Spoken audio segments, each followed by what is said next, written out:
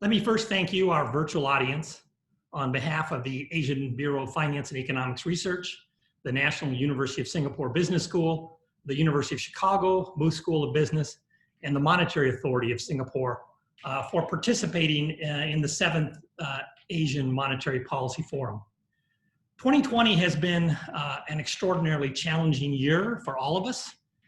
It's even more important now, in times like these, that we come together to consider evidence, share insights, wrestle with ideas, and seek ways to improve the world we inhabit.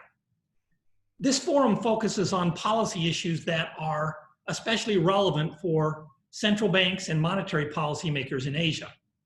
Of course, it is natural amidst a global pandemic and worrisome geopolitical tensions that we consider broader issues as well.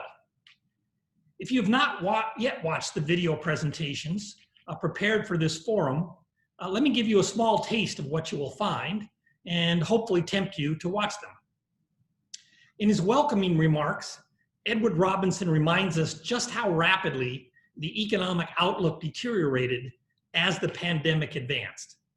In the United States, for example, we went from the lowest unemployment rate in 60 years to the highest rate in over 80 years, all within the span of less than 2 months. Really an extraordinary decline.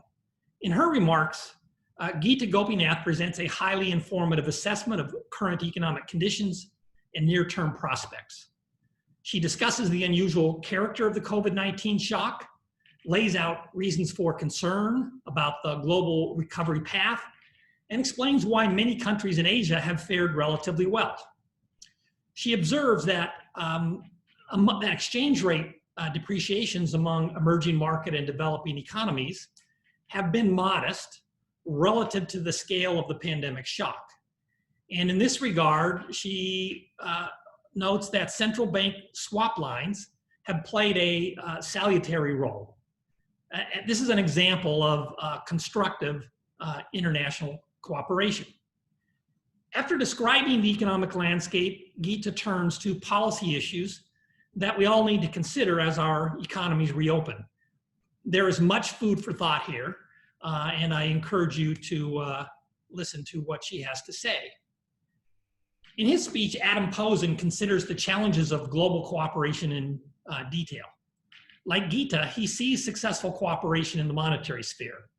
He also sees much to like in fiscal policy reactions to the pandemic. In other policy spheres, his assessments are negative. You can literally feel Adam's anguish as he discusses and analyzes failures of international cooperation in responding to the virus. Adam traces these failures in considerable part to distrust. First, distrust between the Chinese and American leaderships.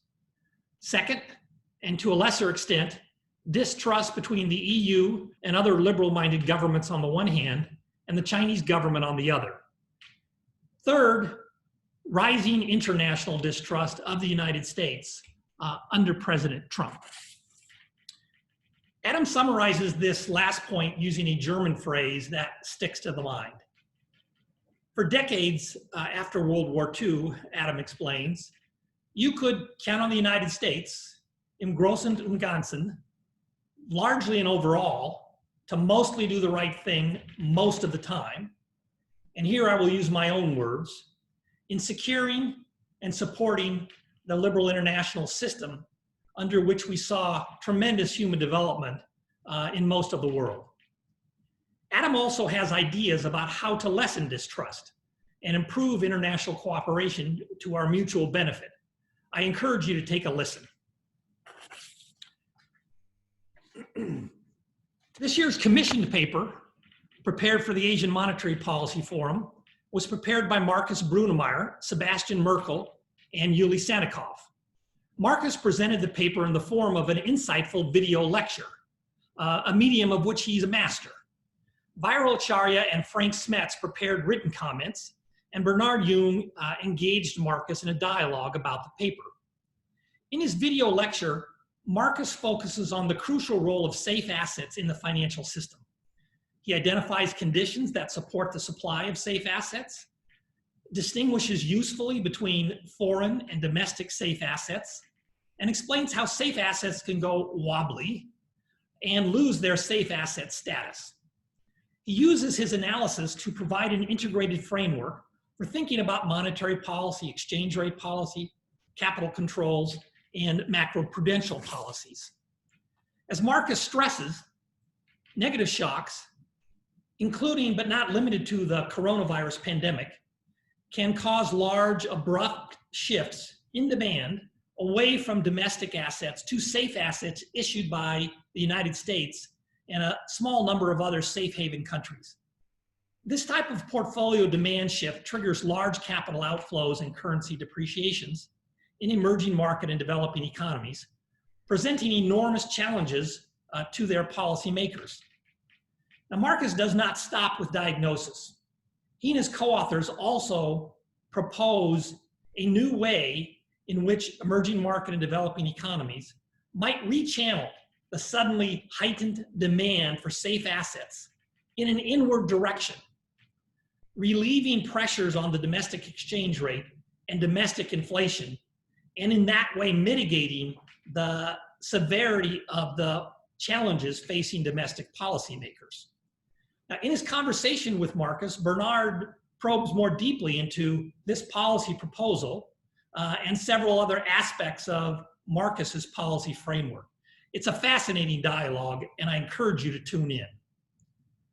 Let me close by extending my heartfelt thanks to Edward, to Gita, Adam, Markus, Sebastian, Yuli, Viro, Frank, and Bernard for their impressive contributions to this year's Asian Monetary Policy Forum.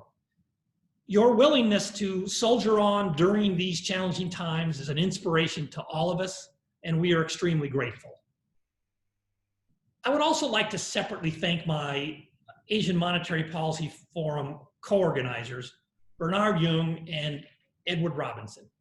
I deeply treasure our cooperative efforts, enjoy them tremendously, and I could not hope for more dedicated collaborators. Thank you, Bernie. Thank you, Edward. Finally, let me thank the many staff at the ABFER and the MAS for helping us to hold this conference. We are extraordinarily grateful for your efforts. We could not do it without you. That's it.